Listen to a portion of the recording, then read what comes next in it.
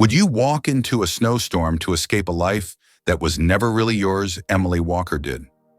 They told her she was lucky a millionaire's illegitimate daughter offered a roof, a name, and now a marriage. But behind those walls in Ironwood, Colorado, luck felt more like a sentence. So when they tried to force her to marry a violent man just to fix her shame, Emily ran into a blizzard, into the wilderness, into the unknown. She could have died that night. Instead, she was rescued by a mysterious recluse Jack, a man whose silence held deeper scars than hers. But what happens when the world that abandoned you suddenly demands you come back and marry a man you once loved who's returned with power and promises? This isn't just a romance, it's a storm of family survival and the fight to own your voice. Stay with us because what starts in the snow doesn't end the way anyone expects. And by the final scene, you might just ask yourself, who would you choose, the man who once broke your heart or the one who helped it beat again? They called her a mistake, never to her face, of course, but in every whispered conversation, every side glance, every carefully measured silence at the dinner table. Emily Walker, the daughter born out of wedlock to Ironwood's wealthiest man, was a constant reminder of her father's indiscretion. And though she bore the same sharp cheekbones and honey-brown eyes as his real children, she was nothing more than a shadow in that grand estate. Useful when someone needed a favor, disposable when they needed a scapegoat. The winter that year had come early and hard. The wind scraped the paint off the sides of buildings and snow fell in heavy curtains, swallowing everything in white silence. But inside the Langston house, it was colder still. Emily stood motionless in the parlor, the sting of humiliation burning beneath her skin. Her stepmother's voice had cut through the room like broken glass. He's offering you a future. That's more than anyone else ever will. They wanted her to marry Frank Hargrove, twice her age, former husband to a woman who'd fled town with bruises she never explained and eyes that never stopped shaking. But to the Langstons, none of that mattered. What mattered was that he had influence. He could make the scandal of Emily vanish if she played her part. She clenched her fists. "You can't make me." Her father didn't raise his voice. He didn't need to. "No, Emily, but you'll regret it if you don't." Later that afternoon, she stormed out of the mansion without a word. The snow struck her face like slaps, but she welcomed the cold. It numbed her faster than shame ever could. She walked aimlessly through the empty streets of Ironwood, her footsteps quickly swallowed by fresh powder. She didn't know where she was going, only that she needed to be away. Away from the house, from their plans, from the life they were scripting for her. Her thoughts blurred as the wind screamed louder. The lights of the town faded behind her. Her boots crunched through the forest trail beyond the mills, where no one sane ventured after dusk, especially not in weather like this. But Emily was done being sane. Sanity had never protected her anyway. Then the world disappeared beneath her. A snap sharp and wet ripped through the quiet as her foot twisted on a patch of hidden ice. The pain was immediate and violent, shooting through her ankle and up her spine. She screamed. It echoed through the trees and vanished. Her body slid down a snowy embankment, limbs flailing until she landed hard in a ravine. She tried to move. She couldn't.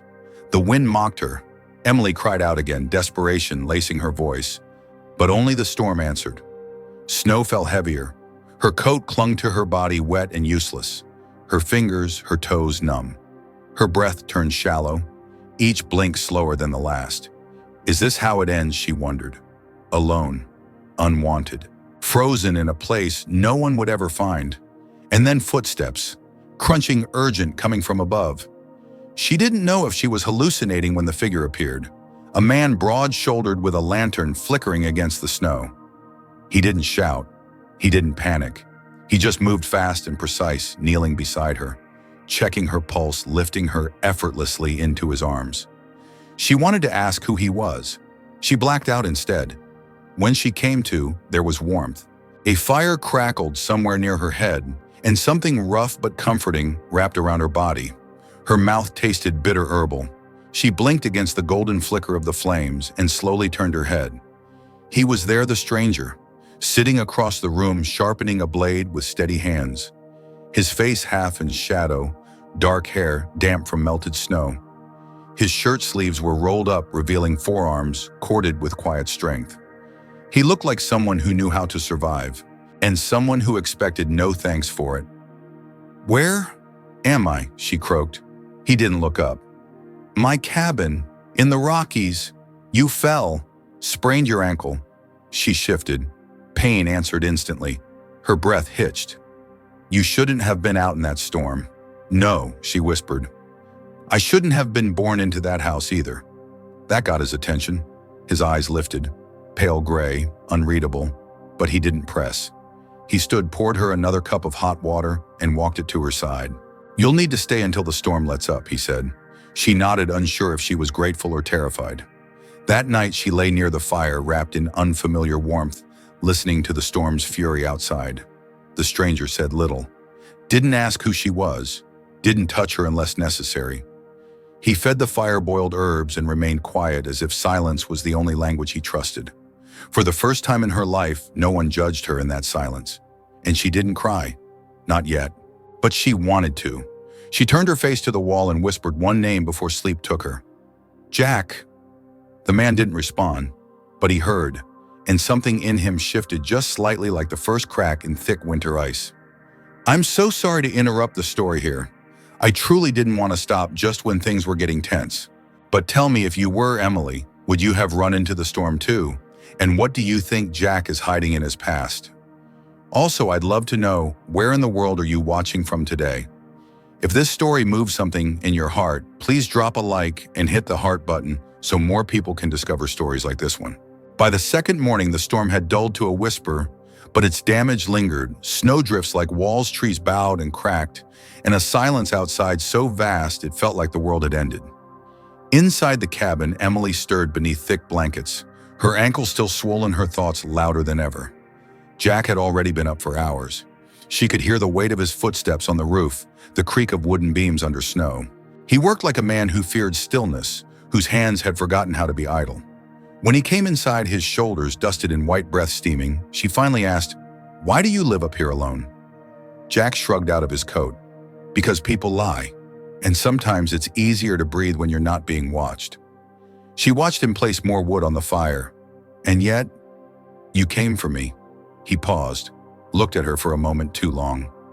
"I don't ignore screams." That was all he said. The quiet between them settled again, not heavy, not cold, just waiting. Emily sipped the tea he'd brewed and let her gaze wander the room. It was sparse. No photographs, no books, no trace of anyone else ever living here but him. There was something almost haunting about the simplicity, like this was a man who had once loved something deeply and lost it.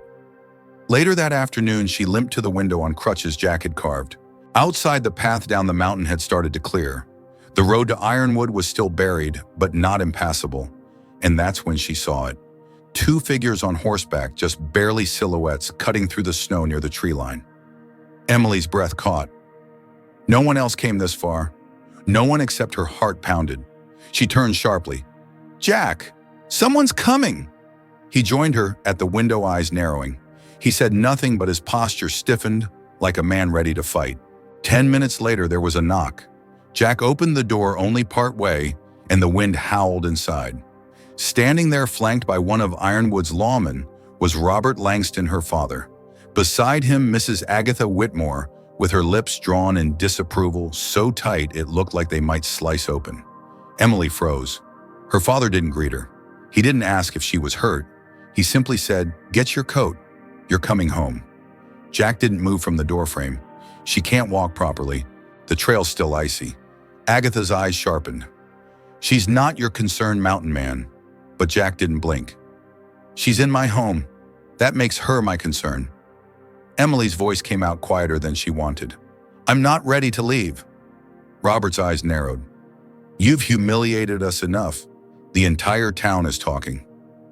Emily straightened. Her ankle ached, but her spine did not falter.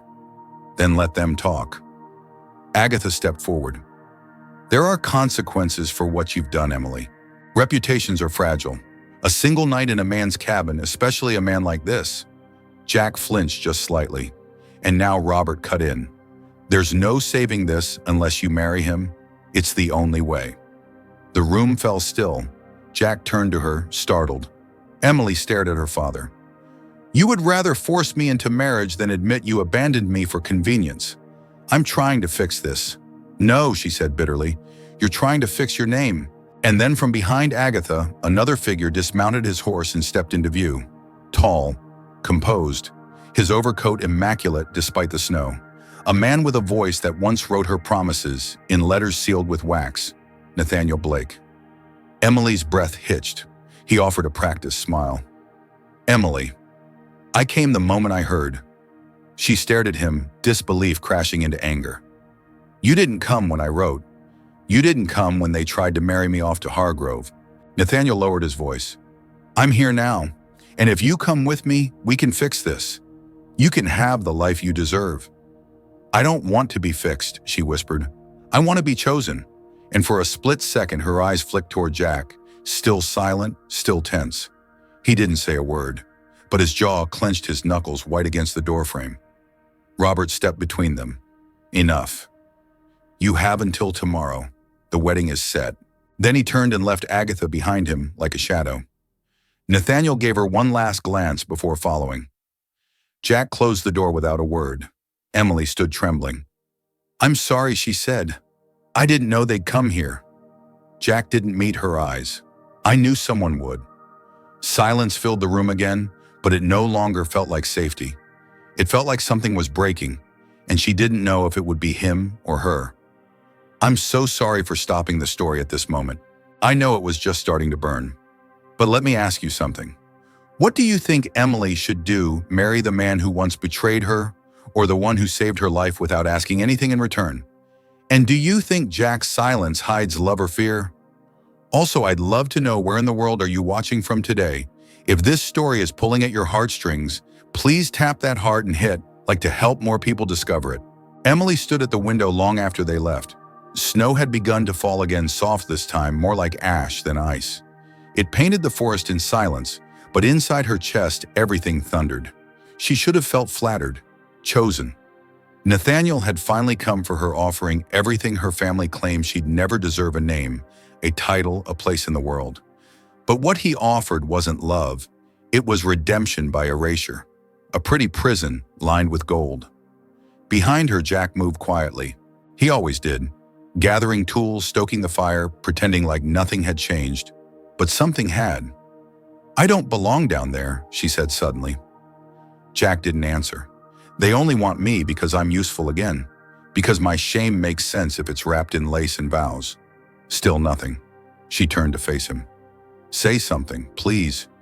Jack looked up slowly, eyes like winter sky, clear, quiet, unreadable. "What do you want me to say, Emily? That you shouldn't go? That I want you to stay?" She swallowed hard. "Yes." He stared at her, then shook his head, not in anger, but sorrow. "I don't get to want things," he said. "Not anymore." The air between them turned fragile, breakable. But Emily stepped forward, her injured foot dragging slightly. She stood in front of him, inches away, heart racing. "You never asked what I want," she said. His voice dropped. "What do you want?" She took a breath that shook her ribcage. "I want to plant something and see it grow. I want mornings with no whispers behind closed doors. I want silence that feels like peace, not punishment. I want someone who never needed to rescue me, but did it anyway." He looked at her like she was a sunrise he never expected to see. "I don't know how to be enough for someone," he said. "Then we'll learn together." Jack blinked, and for the first time the stillness in his face cracked. Just slightly. The next morning, Emily didn't ride down to Ironwood. Instead, she stood on the cabin porch, hair braided back, cheeks rosy from the cold, and watched the sun break through the trees. For the first time in years, she didn't feel like she had to run or explain or apologize for taking up space. And when Jack stepped out beside her, mug in hand, she reached for his fingers. He didn't flinch. He held on. Days passed, then weeks. Rumors churned in the town below. Emily had been lost in the mountains, gone mad, bewitched by the recluse in the woods. Nathaniel left Ironwood quietly, his pride bruised. Her father never wrote. Agatha never forgave. But something else happened too. Women started visiting the general store and asking quietly what really happened to Emily. Some returned days later to ask where she'd gone, and not all were enemies. A younger girl with nervous eyes asked if Emily might ever teach her how to leave. Change, slow and uncertain, began to ripple through Ironwood like cracks in an old pane of glass. And up in the mountains, life grew. Emily planted herbs behind the cabin. Jack carved new chairs for the porch. They laughed sometimes, even argued especially about how to season stew, but always circled back to that rare golden silence that felt like home. Seasons turned. Spring broke through with stubborn green, summer burst into color, and by the time fall returned, the woman who once fled through a storm now stood beneath trees she had watched blossom and fade. One chilly October evening, Jack handed her a wooden box. Inside, nestled in dark velvet, was a carving. Rough, imperfect, beautiful. A woman with wild hair holding a sprouting branch. Beside her stood a man, not touching her, but turned toward her as if listening. "It's not a ring," he said, "but it's what I can offer." Emily looked down, tears caught in her lashes. "You offered me more than anyone else ever did," she whispered. They didn't need vows to prove it. They'd built a life where love wasn't declared, it was shown each day in silence, in sweat and survival. Years later, Ironwood would change. New voices would rise, old names would fade, but in a cabin deep in the Rockies with walls worn smooth by warmth and time, the story of a woman once discarded and a man who thought he didn't deserve to be loved lived on. Not as a scandal, but as proof that sometimes the life you were never meant to have is exactly the one you were born for. Let me ask you something. If you were Emily, would you have taken the easy path back to comfort or risked everything for peace in the unknown? And do you believe the quiet kind of love, the one without grand speeches, is sometimes the most powerful of all? I'd really love to hear your thoughts. What do you think of this story so far? If you loved it, comment no and 3 below. If you thought it was just okay, comment no and 2. And if you felt it didn't land for you, that's okay too. Leave number 1. I always appreciate your honesty. Also, where are you watching this from? Let me know your country. And if this story touched your heart in any way, please tap that heart and share it with someone who believes in quiet, lasting love.